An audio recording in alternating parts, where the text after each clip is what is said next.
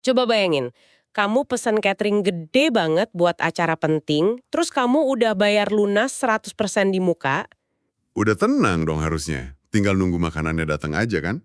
Nah, bener. Tapi pas hari H, makanannya malah dikirim ke gudang kosong dan menunya beda total dari pesanan kamu. Wah, parah sih itu. Pasti ngamuk kan? Banget.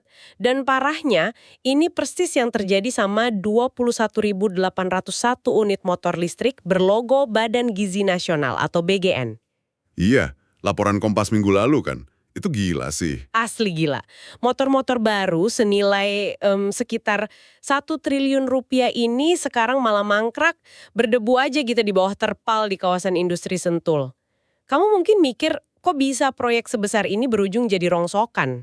Intinya gini, kita tuh nggak lagi ngomongin paket nyasar cuma gara-gara kurirnya salah alamat ya. Oke, terus apa dong? Dari temuan penyidik, ternyata tersangka utamanya, Andri Mulyono, komisaris PT YAT, dia tuh udah komunikasi ilegal duluan Hah? Sama siapa? sama pihak pengadaan. Bahkan sebelum tendernya resmi dimulai loh. Terus ada pengelambungan harga juga. Wow, pantesan. Dan yang paling fatal, spesifikasi motor-motor ini sebenarnya udah dikonfirmasi nggak memenuhi standar BGN. Nggak menuin standar gimana maksudnya? Ya bisa aja daya angkut baterainya lemah, atau rangkanya nggak dirancang buat bawa box makanan berat. Apalagi di jalanan desa yang nanjak gitu kan. Tunggu. Aku agak bingung nih. Kalau spesifikasinya jelas-jelas beda jauh dan nggak sesuai standar, masa iya pengawas di lapangan pas nerima barang nggak ada yang ngecek? Nah itu dia masalah utamanya. Gimana ceritanya uang 1 triliun bisa cair 100% buat barang yang salah? Ini tuh ada celah di sistem pencairan dana pemerintah kita. Sistem komputer birokrasi itu, ya bisa dibilang buta lah. Buta gimana tuh maksudnya? Komputer kan nggak bisa melihat fisik motornya langsung di gudang Sentul. Selama ada tanda tangan dan stempel di dokumen berita acara serah terima, sistem tuh otomatis nganggap barang udah sempurna. Oh, jadi uangnya langsung ditransfer gitu aja? Bener banget.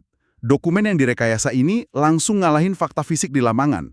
Kertas menang mutlak ngelawan realita gitu. Wah, kacau ya. Berarti kalau ini udah jelas kasus korupsi dan spesifikasinya salah, kenapa Kejaksaan Agung malah nolak menyita semua motor itu? Harusnya kan gudangnya disegel total. Iya, kelihatannya aneh kan? Tapi kalau dari kacamata penyidik, fokus mereka itu sebenarnya nyari bukti niat jahat sama jejak manipulasi administrasinya aja. Maksudnya nggak perlu semua barang bukti puluhan ribu itu disita. Tepat. Direktur Penyidikan Jampitsus Yarif Sulaiman Nahdi bilang mereka cuma butuh sebagian kecil motor sebagai jejak langkah buat pembuktian pengadaan. Oh, aku paham. Ibaratnya nih, kalau ada kasus pembobolan bank, detektif kan nggak perlu repot-repot ngangkut seluruh berangkas baja sebesar ruangan itu ke kantor polisi kan? Nah iya, repot banget kalau gitu ceritanya. Mereka cukup ngambil sampel sidik jari di gagang pintunya aja buat buktiin kejahatannya. Metafora yang pas banget.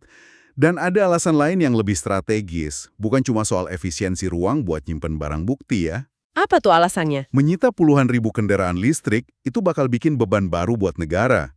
Butuh biaya perawatan yang mahal, belum lagi lahan raksasa buat nampungnya. Benar juga sih. Tapi kan motor-motor ini awalnya dibeli buat kelancaran program makan bergizi gratis atau MBG itu. Nggak boleh sampai bikin pelayanan publik jadi mati. Oh, mereka nggak mau distribusi makanan ke masyarakat keganggu. Tepat, mereka nggak mau dapur-dapur program MBG, malah nggak bisa operasi cuma gara-gara armada logistiknya ditahan buat sidang. Jadi ujung-ujungnya gimana toh?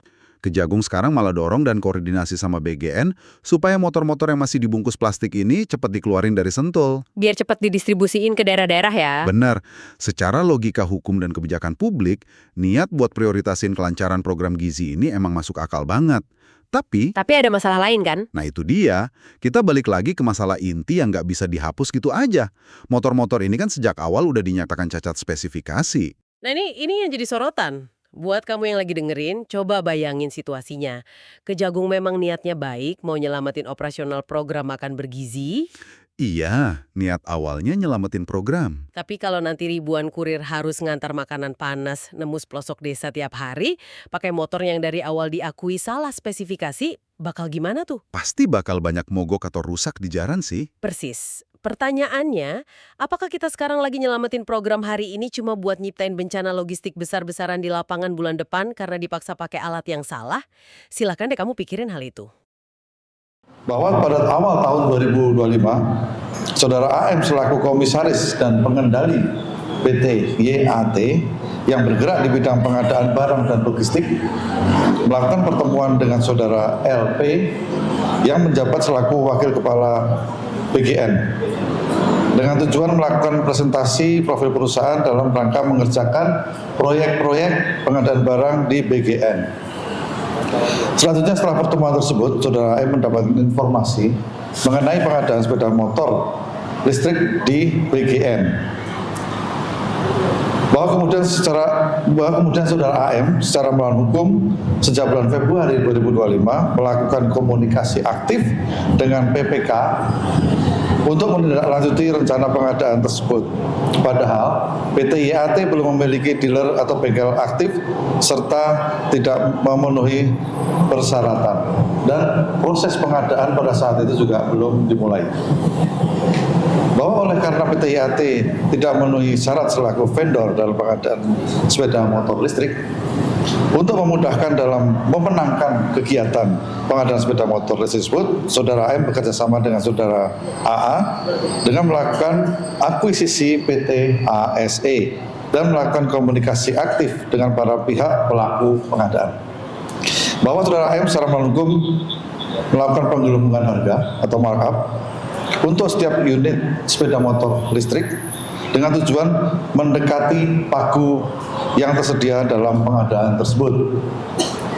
Yang sebelumnya harga perkiraan sendiri atau HPS dan kerangka acuan kerja atau KAK telah dilakukan pengkondisian oleh pihak BGN dan tersangka.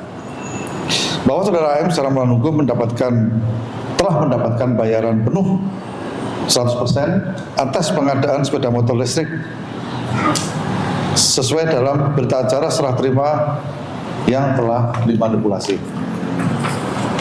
Seolah-olah perakitan sepeda motor telah selesai dan sesuai spesifikasi, padahal harga dan spesifikasi motor listrik tersebut tidak sesuai dengan standar kebarang dan kebutuhan BMN. Tersangka disangka melanggar pasal 603 dan 604 KUHP dan saat ini tersangka dilakukan penahanan selama 20 hari ke depan di Rutan Salemba, Cabang Kejaksaan Negeri Jakarta Selatan.